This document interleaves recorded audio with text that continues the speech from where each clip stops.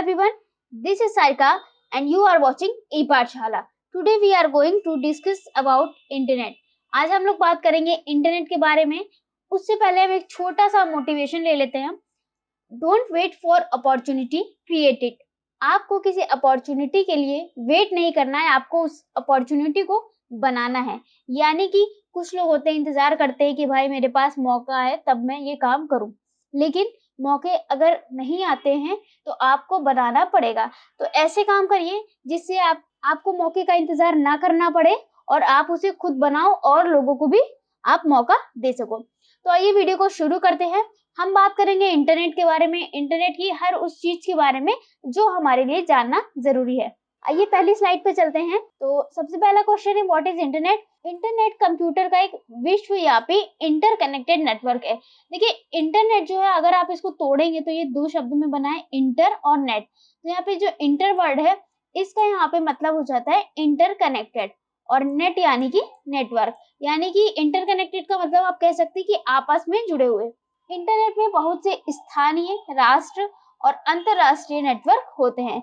यानी कि कहीं कोई एक शहर की बात नहीं हो रही, ये पूरे विश्व की बात हो रही है, अंतरराष्ट्रीय स्तर पे बात हो रही है कि जितने भी नेटवर्क आपस में जुड़े रहते हैं उसे यहाँ पे इंटरनेट कहा गया है। इंटरनेट कंप्यूटर नेटवर्क का एक नेटवर्क है जो दुनिया भर में अरबों उपयोगकर्ताओं की सेवा के लिए मानक इंटरनेट प्रोटोकॉल सूट TCP/IP का उपयोग करता है। यानी कि जहाँ पे भी इंटरनेट की बात आएगी आपको हमेशा ये प्रोटोकॉल TCP और IP देखने को जरूर मिलेगा। TCP/IP का मतलब होता है, TCP का पूरा नाम होता है ट्रांसमिशन कंट्रोल प्रोटोकॉल। तो ट्रांसमिशन मीन्स आप संचार कह सकते हैं, कंट्रोल यानी कि नियंत्रण, और प्रोटोकॉल होता है सेट ऑफ रूल्स। तो जो भी हमारा संचार की बात हो रही है तो डेटा का ट्रांसमिशन भी कर सकते हैं, किसी फाइल का भी, या कुछ भी ट्रांसमिशन करते हैं उसको नियंत्रित करने के लिए जो प्रोटोकॉल है वो TCP है। और IP का मतलब है इंटरनेट प्रोटोकॉल, यानी कि इंटरनेट पे जितनी भी सेवाएं हैं उन सबको कंट्रोल करेगा IP। तो ये TCP/IP हमेशा इसी तरह से साथ में नाम लिया जाता है और ये इंटरनेट के लिए सबसे इम्पोर्टेंट प्रोटोकॉल है। इंटरनेट एक वैश्विक प्रणाली है। वैश्विक मीन्स हो गया आपके विश्व स्तर पर, जिसका अर्थ है इसका कोई केंद्रीय नियंत्रण या शासी निकाय नहीं होता है। जैसा कि आपको पता होगा कि इंटरनेट का कोई ओनर नहीं है या कोई एक उसे हैंडल नहीं कर सकता, और यह भौतिक सीमाओं से विवश नहीं है। यानी कि कोई जरूरी नहीं है कि इसमें कोई फिजिकल एलिमेंट इंक्लूड हो, हम लोग इसे वायरलेस भी यूज कर सकते हैं। आगे चलते हैं। आगे है कि इंटरनेट की खोज किसने की?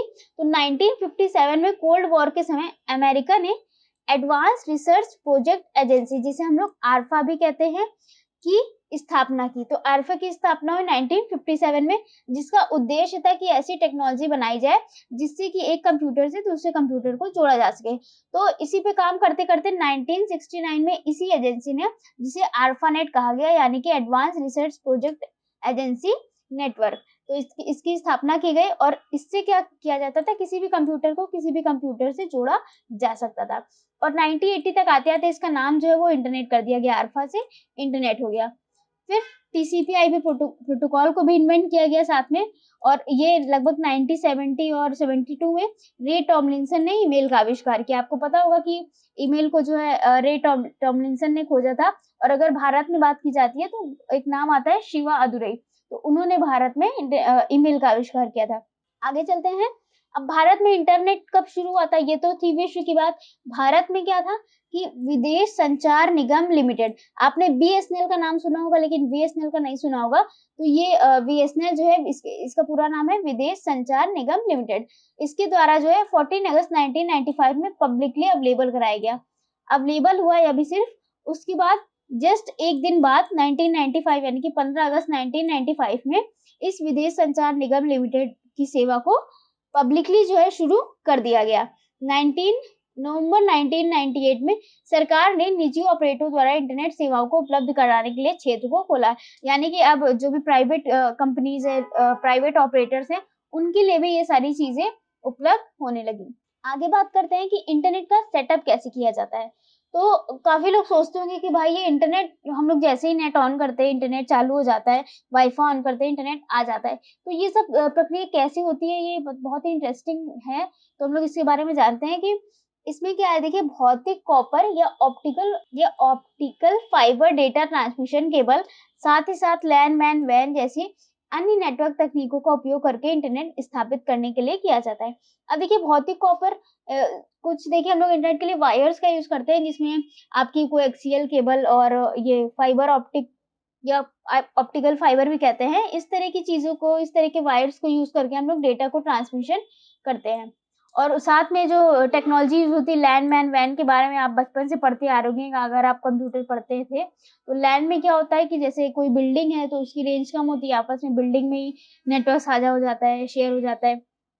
वैन में क्या है जैसे मान लीजिए 2-3 बिल्डिंग्स है या एक छोटा-सा एरिया ले लेते हैं, 4 से 5 किलोमीटर का, ऐसे करके एरिया कवर होता है और मैन में पूरा वर्ल्ड कनेक्ट रहता है एक हिसाब से। तो इस तरह के छोटे-छोटे जो है भागों में बँटकर हमारा पूरा देश जो है एक नेटवर्क से जुड़ जाता है जिसे हम लोग इंटरनेट कहते हैं। तो इस तरह की टेक्निक्स यूज़ करके हम लोग इंटरनेट को एस्टैब्लिश करते हैं। यहाँ तक कि अब बात की गई है 2G, 3G और 4G सेवाओं के साथ-साथ वाई-फाई को भी इंटरनेट कनेक्शन का उपयोग करने के लिए भौतिक केबल की व्यवस्था की आवश्यकता होती है। यानी कि मान लीजिए आपने अपने घर में वाई-फाई सेट कराया हुआ है, लेकिन वाई-फाई के साथ फिर आपको एक राउटर भी लगाना पड़ता है। वो राउटर की क्या है, क्यों यूज़ करते हैं हम लोग कि भैया कि नेटवर्क आएगा तो कहीं न कहीं से जुड़ के आएगा ना। आप तो वाई-फाई नेट ऑन करते हो और आपका नेट आ जाता है, लेकिन वो भी कहीं न कहीं हमें चाहिए होगा ना नेटवर्क कैच करने के लिए कोई डिवाइस चाहिए होगी। तो सेम एज़ हम लोग यहाँ पे राउटर का यूज़ कर लेते हैं, वो भी आपके केबल से यूज़ होती है। तो कहा गया है कि अगर कोई वाई-फाई कनेक्शन भी है, 2G हो, 3G हो, 4G हो, अब तो 5G भी आ गया है। तो इस तरह का कोई भी नेटवर्क हो, वाई-फाई हो, उसमें भी जो है हम लोग फिज़िकल एलिमेंट का यूज़ करेंगे, यानी कि भौतिक केबल का यूज़ वहाँ पे होगा। अब यहाँ पे एक संस्था है ICANN, ये यूएस बेस्ड है, इसका पूरा नाम है internet corporation for assigned names and numbers. ये क्या है इंटरनेट के प्रबंधन यानी कि इंटरनेट के मैनेजमेंट और आईपी एड्रेस का नाम सुना होगा तो आईपी पता यानी कि आईपी एड्रेस सहित इसके संबंधित प्रोटोकॉल की देखरेख के लिए प्रभारी है यानी कि आईसीएएनएन के अंतर्गत क्या किया जाता है इंटरनेट का मैनेजमेंट किया जाता है और आईपी एड्रेस से रिलेटेड वर्क किया जाता है और जितने भी प्रोटोकॉल है इंटरनेट से रिलेटेड इस सब के लिए आईसीएएन रिस्पॉन्सिबल होता है। फिर अब बात आती है कि इंटरनेट कैसे वर्क करता है। तो अब देखिए यहाँ पे क्या होता है इंटरनेट क्लाइंट और सर्वर की मदद से काम करता है। तो अब ये क्लाइंट क्या है, सर्वर क्या है? तो अब एक एग्ज़ाम्पल यहाँ पे लेते हैं कि आप क्या कर रहे हो, आप इंटरनेट पे कुछ सर्च कर रहे हो, जैसे आप यही सर्च कर रहे हो कि व्हाट इज़ इंटरनेट? तो आप अपने ब्राउज़र से यानी कि ब्राउज़र गूगल क्रोम हो गया, मोज़िला फायरफॉक्स, ओपेरा मिनी जो भी आप यूज़ करते हो, उस पे आप लिखोगे व्हाट इज़ इंटरनेट और जैसे ही गूगल क्या करेगा, जैसे ही आप सर्च करोगे, गूगल उसे ढूँढेगा और क्या करेगा, ढूँढ के आपकी स्क्रीन पे रिफ्लेक्ट कर देगा। ये जो है तो हम जो यूज़र होता है, जो सर्च करता है, वो उसको आप क्लाइंट कह सकते हो और जो सर्वर होता है, यानी कि जैसे गूगल हमें रिस्पॉन्स कर रहा है, तो वहाँ पे एज़ अ वो सर्वर काम कर रहा है। तो यानी कि कोई एक यूज़र है और जो भी आंसर दे रहा है, उसके बीच के जो अ, इंटरैक्शन होगा, वो क्लाइंट और सर्वर के बीच आप कह सकते हो। तो हमारा पूरा इंटरनेट मॉडल जो है, वो क्लाइंट सर्वर की तरह काम करता है। अब यहाँ पे जैसे दिया हुआ है कि एक उपकरण जैसे लैपटॉप जो कि इंटरनेट से जुड़ा हुआ है, क्लाइंट कहलाता है। सर्वर नहीं अब सर्वर क्यों नहीं कहलाता ये भी जानना ज़रूरी है, क्योंकि यह सीधे इंटरनेट से जुड़ा नहीं होता, यानी कि इसके पास कोई डेटा नहीं रहता है। हालाँकि यह इंटरनेट सेवा प्रदाता यानी कि आईएसपी का नाम सुना होगा, इंटरनेट सर्विस प्रोवाइडर के माध्यम से अप्रत्यक्ष रूप से इंटरनेट से जुड़ा होता है। यानी कि डायरेक्ट नहीं जुड़ा होता है, यहाँ पे कहा जा रहा है, इस लाइन पे फोकस करिएगा।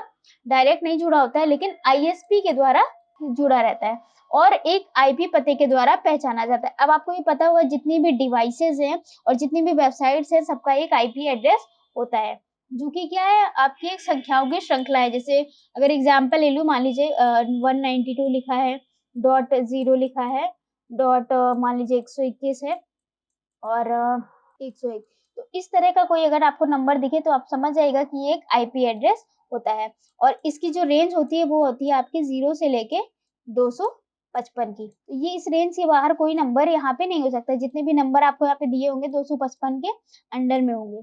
तो कभी भी अगर 255 वगैरह का नंबर रहता है और आपसे अगर पूछा जाए कि ये आईपी एड्रेस वैलिड है, तो वहाँ पे अगर 255 रेंज से बाहर कोई नंबर दिया है तो वो वैलिड नहीं होगा। तो ये आपका क्लाइंट हो गया। देन सर्वर क्या होता है, एक बड़ा कंप्यूटर होता है जो वेबसाइटों को स्टोर करता है, यानी कि आप जब भी सर्च करोगे बहुत सारी वेबसाइट्स आ जाती है ना, तो वो सर्वर स्टोर करके रखता है, जिसका एक आईपी एड्रेस भी होता है और एक जगह जहाँ बड़ी संख्या में सर्वर स्टोर किए जाते हैं, उसे क्या कहते हैं, डेटा सेंटर कहते हैं, जहाँ पे बहुत सारे सर्वर एक साथ रखे हो उसको हम लोग क्या कहेंगे, डेटा सेंटर कहेंगे। सर्वर क्लाइंट द्वारा नेटवर्क पर एक ब्राउज़र के माध्यम से भेजे गए अनुरोधों को स्वीकार करता है और प्रतिक्रिया करता है। यानी कि अब ये एक लाइन आपको पूरे क्लाइंट सर्वर मॉडल को अच्छे से समझा देगी कि जैसे क्या है, आप यहाँ पे क्या हो, आप यहाँ पे एक क्लाइंट हो और आपने एक क्वेश्चन पूछा, तो उस क्वेश्चन को यहाँ पे रिक्वेस्ट बोलेंगे। तो मैं शॉर्ट में इसे रिक लिख दे रही हूँ क्योंकि मैं माउस यूज़ कर रही हूँ, इसलिए मुझे थोड़ा-सा इश्यू प्रॉब्लम होती है लिखने में। और ये आपका एक जो आंसर देगा वो आपका, आप इसे सर्वर कह सकते हो। तो जब भी आप रिक्वेस्ट करते हो, क्वेश्चन बोलते हो, तो ये क्या करता है, सर्वर पे आता है, रिक्वेस्ट जाती है सर्वर के पास और ये सर्वर उस जो भी आप वर्ड टाइप करते हो उसे आईपी के माध्यम से समझता है। तो ये कॉन्सेप्ट लोग बात समझेंगे कि आईपी में कैसे कन्वर्ट करता है जो भी चीज़ें हैं। तो अभी इतना समझने की ज़रूरत है कि क्लाइंट और सर्वर कैसे काम करते हैं। तो जो भी क्लाइंट होता है वो रिक्वेस्ट करता है और सर्वर हमारा वो ढूँढ-ढाँड के इस पे वापस से रिस्पॉन्स कर देता है। तो यही पूरी प्रक्रिया जो है हमारे इंटरनेट पे वर्क करती है। आई होप इसका जवाब आपको मिल गया होगा कि इंटरनेट पे वर्क कैसे होता है। देन आगे की छोटी-सी प्रक्रिया है कि इंटरनेट का उपयोग करके हमें एक डोमेन नेम की आवश्यकता होती है। जैसे डोमेन नेम आपने सुना होगा .com वगैरह, .org, .in, तो ऐसे करके ये जो होते हैं इन्हें हम लोग डोमेन नेम के नाम से जानते हैं, जो कि एक आईपी एड्रेस नंबर का प्रतिनिधित्व करता है। यानी कि जैसे ये .com है, इसके पीछे एक आईपी एड्रेस होगा। क्यों? क्योंकि आप कोई आईपी एड्रेस तो याद नहीं रख सकते, इसलिए यहाँ पे हम लोग डोमेन नेम का यूज़ करते हैं। यानी कि प्रत्येक आईपी एड्रेस का एक डोमेन नाम दिया गया है। फिलहाल के लिए ये लाइन आपको अपने दिमाग में बैठा लेनी है। उदाहरण के लिए जैसे आईपी पतों का प्रतिनिधित्व करने के लिए जैसे youtube.com दे दिया, ये हमें इज़िली याद रहेगा। लेकिन अगर इसका आईपी याद करने को दे दिया जाए तो बहुत टफ पड़ेगा, इसलिए हम लोग यहाँ पे इसका नाम रख देते हैं। facebook.com हो गया, पेपाल हो गया, तो ये सब क्या है, इन पे एक डोमेन नेम दे दिया गया है और जो सिस्टम हमारा होता है वो आईपी एड्रेस जानता है, तो आप जैसे ही डोमेन नेम लिखते हैं, वो डोमेन नेम ना ढूँढ के आईपी एड्रेस के अकॉर्डिंग आपको सर्च करके डेटा दे देता है। डोमेन नेम इसलिए बनाए जाते हैं क्योंकि किसी व्यक्ति के लिए संख्याओं की एक लंबी श्रृंखला को याद करना मुश्किल होता है। हालाँकि इंटरनेट डोमेन नेम को नहीं समझता है, जैसा कि अभी हमने बताया आपको, ये किसको समझता है, आईपी एड्रेस को समझता है। जब आप ब्राउज़र पे सर्च बार में डोमेन नेम दर्ज करते हैं, तो इंटरनेट इस डोमेन नाम के आईपी एड्रेस को एक विशाल फ़ोन बुक से प्राप्त करना होता है, जिसे क्या कहते हैं, डीएनएस कहते हैं, डोमेन नेम सर्वर या डोमेन नाम सर्वर के नाम से इसको जानते हैं। जैसे कि उदाहरण के लिए क्या है कि आपके पास किसी व्यक्ति का नाम है, उसका फ़ोन नंबर ढूँढ सकते हो, यानी कि आपके पास एक नंबर है किसी बंदे का, आपने उस बंदे का नंबर किसी नाम से सेव कर लिया, जो भी उसका नाम होगा। नेक्स्ट टाइम कभी कॉल करनी है तो आप क्या करोगे, सीधे वो नाम ढूँढोगे और कॉल कर दोगे। सेम एज़ यहाँ पे डीएनएस और आईपी की बात हो रही है। तो डोमेन नेम का आईपी पता खोजने के लिए इंटरनेट उसी तरह डीएनएस सर्वर का उपयोग करता है। डीएनएस सर्वर आईएसपी के समान संगठनों द्वारा प्रबंधित किए जाते हैं, यानी कि आईएसपी जो है डीएनएस को मैनेज करता है। आगे बढ़ते हैं।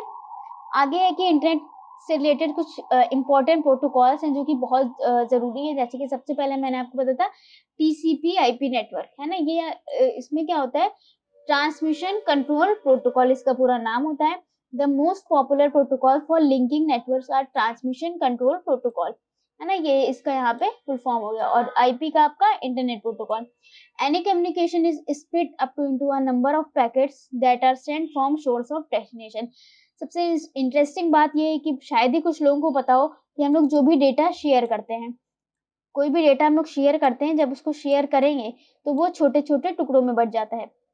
यहाँ पे लिखा है कि कोई भी संचार कई पैकेटों में विभाजित होता है जो कि स्रोत से गंतव्य तक भेजे जाते हैं। यानी कि मान लीजिए आपने कोई डेटा भेजा, तो ये एक मैसेज ना होकर आपको बहुत सारे टुकड़ों में जाएगा और इन्हीं टुकड़ों को हम क्या कहते हैं, पैकेट्स कहते हैं। तो ये पैकेट्स क्या होते हैं, जाते हैं सेंडर के द्वारा, जो भी पाथ होता है हमारा, पाथ मीन्स रास्ता, और जो रिसीवर होता है वो उसको एज़ अ पूरा डेटा जो है वो रिसीव करता है। पैकेट्स में नहीं रिसीव करता है, डेटा एक साथ मर्ज होके ही जाता है, लेकिन जब ट्रैवल करता है तो वो कई-कई पार्ट में विभाजित हो जाता है, डिस्ट्रीब्यूट हो जाता है, जिसे हम लोग पैकेट्स के नाम से जानते हैं। आगे बढ़ते हैं। अब आता है फाइल ट्रांसफर प्रोटोकॉल क्या है? With the help of FTP यानी कि file transfer protocol, a user can transfer documents, text file, multimedia files, program files etcetera from one device to another. यानी कि अगर आपको फाइल ट्रांसफर करनी है तो आपको आपका सिस्टम जो है फाइल ट्रांसफर प्रोटोकॉल को फॉलो करता होगा, यानी कि कोई भी फाइल आप इसके द्वारा किसी डिवाइस से दूसरे डिवाइस में भेज सकते हैं। कोई भी दस्तावेज यानी कि डॉक्यूमेंट हो, टेक्स्ट फाइल हो, मल्टीमीडिया फाइल हो या कुछ भी हो। फिर आपका एक आता है, आप अक्सर देखते होंगे एचटीटीपी, है ना? ये बहुत इम्पोर्टेंट है। आप किसी भी वेबसाइट पे गए होंगे तो आपने हमेशा ऐसा लिखा देखा होगा एचटीटीपी, फिर 2 स्लैश रहते हैं, फिर उसके नीचे www ऐसे करके लिखा रहता है। तो जो भी वेबसाइट होगी ऐसे करके स्टार्ट होगी। तो ये एचटीटीपी का मतलब है hyper text transfer protocol. It is used to move a hyper text between 2 और मोर कंप्यूटर्स और अदर डिवाइसेस। यानी कि इसका उपयोग क्या किया जाता है, 2 या 2 से अधिक कंप्यूटरों या अन्य उपकरणों के बीच स्थानांतरित करने के लिए किया जाता है। क्या स्थानांतरित? हाइपर टेक्स्ट, यानी कि जो वेबसाइट्स होती हैं उसमें जो टेक्स्ट लिखा रहता है वो हाइपर टेक्स्ट मार्कअप लैंग्वेज यानी कि एचटीएमएल भाषा में लिखा रहता है। हाइपर टेक्स्ट मार्कअप लैंग्वेज, तो उसे यहाँ पे हाइपर टेक्स्ट कहा गया है। तो ये जो आपका प्रोटोकॉल है ये हाइपर टेक्स्ट को समझने के लिए बहुत ही इम्पोर्टेंट होता है। और एचटीएमएल टैग का उपयोग करके जो लिंक बनाए जाते हैं और टेक्स्ट ग्राफिक का रूप ले लेते हैं, तो उसे हम लोग एचटीटीपी के थ्रू ये फॉलो करते हैं। आगे बढ़ते हैं। आगे बताया गया है वर्ल्ड वाइड वेब, यानी कि W3 भी हम इसे कह सकते हैं, WWW भी कह सकते हैं। तो इसके बारे में भी जानना बहुत ज़रूरी है। अब देखिए क्या होता है, विश्वव्यापी वेब उन सभी पेजों, वेब दस्तावेज़ों का एक संग्रह है, जिन्हें आप इंटरनेट पर उनके यूआरएल खोज कर देख सकते हैं। यूआरएल क्या होता है? यूनिफ़ॉर्म रिसोर्स लोकेटर, जिसे आप लिंक कहते हो मान लीजिए। तो यूआरएल क्या है? किसी वेबसाइट पे होता है, जैसे कि www.google.com, ये क्या है? एक तरह का यूआरएल है। इसके थ्रू अगर आप इस पे क्लिक करोगे तो सीधे आप गूगल पे पहुंच जाओगे। तो जब आप गूगल पे पहुंच जाओगे, मान लीजिए आपने इसके अलावा भी कुछ सर्च किया, जैसे what is internet he search किया, बहुत सारी वेबसाइट्स आती है। वेबसाइट्स को खोलोगे तो उसके अंदर क्या होते हैं, जो भी पेजेस होते हैं उसमें जो भी टेक्स्ट होता है, तो अगर वो पेज है तो उसे हम लोग उसमें वेब पेज कहते हैं। वेब क्यों कहते हैं? क्योंकि वेब का मतलब यहाँ पे इंटरनेट होता है। तो वेब पेज यानी कि इंटरनेट का एक पेज। वेब दस्तावेज यानी कि डॉक्यूमेंट, आपका वेब डॉक्यूमेंट। और वेबसाइट यानी कि जो भी साइट्स होती हैं वो इंटरनेट से जुड़ी होती है, उसे वेबसाइट्स कहते हैं। तो वेबसाइट का एक यूआरएल है और इस साइट की सभी सामग्री जैसे वेब पेज और सभी वेब दस्तावेज विश्वव्यापी वेब पर संग्रहित है। यानी कि हम कह सकते हैं जो www होता है, इसके अंदर बहुत सारे वेबसाइट्स होती हैं और वेबसाइट्स के अंदर बहुत सारे वेब पेजेस होते हैं। तो वर्ल्ड वाइड वेब की एक सूचना पुनर्प्राप्ति सेवा, यानी कि आपका डेटा जो है रिट्राइव होता है। यह उपयोगकर्ताओं को बड़ी संख्या में दस्तावेज प्रदान करता है, यानी कि कभी भी आप इंटरनेट पे कुछ खोजते हो तो वो किसके अंडर काम करता है? www के अंदर काम करता है। जिसका जो किसके थ्रू जुड़े होते हैं? हाइपर टेक्स्ट या हाइपर मीडिया लिंक के माध्यम से एक दूसरे से जुड़े होते हैं। यहाँ हाइपर लिंक्स को इलेक्ट्रॉनिक कनेक्शन के रूप में जाना जाता है, यानी कि लिंक अगर आपकी बात करें, यूआरएल की बात करें, जहाँ पे क्या है, उपयोगकर्ता आसानी से संबंधित जानकारी तक पहुंच सके और हाइपर टेक्स्ट उपयोगकर्ता को एक टेक्स्ट से एक शब्द या वाक्यांश चुनने की अनुमति देता है। इसे कीवर्ड या शब्द या वाक्यांश का उपयोग करके अन्य दस्तावेजों तक पहुंच सकते हैं। फिर वर्ल्ड वाइड वेब एक परियोजना है जो 1989 में टिम बर्नर्स-ली के द्वारा बनाई गई थी। शोधकर्ताओं एक सर्न एक संस्था है जिसने जो है डब्ल्यू पे काम किया है। वर्ल्ड वाइड वेब यानी कि W3C के नाम से एक संस्था है जिसने वेब में और विकास के लिए विकसित करा गया है, यानी कि www को सर्न और ये W3C के अंडर काम किया जाता है इसके बारे में। और एक छोटा सा सवाल आता है कि www और इंटरनेट क्या एक ही चीज है? तो ये बिल्कुल एक ही चीज नहीं है। हम यहाँ पे थोड़ा सा डिफरेंस समझ लेते हैं। तो देखिए www में क्या है, सभी वेब पेज और सभी वेब दस्तावेज वहाँ वर्ल्ड वाइड वेब पर संग्रहित हैं और उन सभी चीजों को खोजने के लिए आपके पास प्रत्येक वेबसाइट के लिए एक विशिष्ट यूआरएल होगा। यानी कि जहाँ पे भी बहुत सारे वेब पेज हो, वेब दस्तावेज हो, वेबसाइट्स हो और एक यूआरएल हो, वो आपका क्या है? www। और इंटरनेट क्या है? जबकि इंटरनेट कंप्यूटरों का एक वैश्विक नेटवर्क है जिसे वर्ल्ड वाइड वेब के द्वारा एक्सेस किया जाता है। यानी कि सर्वर्स पे जितनी भी जानकारी होती है, वेब पेजेस, वेबसाइट्स, ये www के माध्यम से जुड़े होते हैं। और ये जो www हमारा है वो इंटरनेट के माध्यम से जुड़ता है, बहुत सारे कंप्यूटर से मिलके जुड़ता है और एक नेटवर्क बनाता है और यही नेटवर्क के द्वारा वर्ल्ड वाइड वेब एक्सेस किया जाता है। और ये www क्या है? एक सेवा है, जबकि इंटरनेट क्या है? एक बुनियादी ढांचा है। मैं इसको W3 बोल दे रही हूँ, ठीक है? तो W3 means world wide web, 3 बार W आ रहा है इसलिए W3। तो W3 इंटरनेट का एक सबसेट है और इंटरनेट क्या है? वर्ल्ड वाइड का सुपरसेट है। देन आपका आता है कि जो W3 है वो सॉफ्टवेयर का उन्मुख है और इंटरनेट क्या है? हार्डवेयर का उन्मुख है।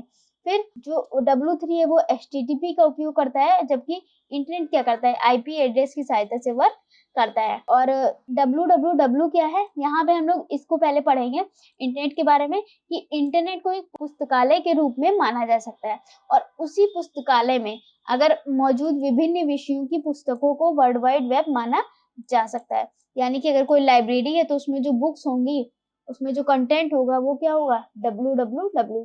तो आई होप ये बेसिक डिफरेंस आपको बहुत अच्छे से समझ में आया होगा। आई नो सेशन बहुत लंबा था, लेकिन बहुत इंटरेस्टिंग था, मेरे लिए तो बहुत इंटरेस्टिंग था।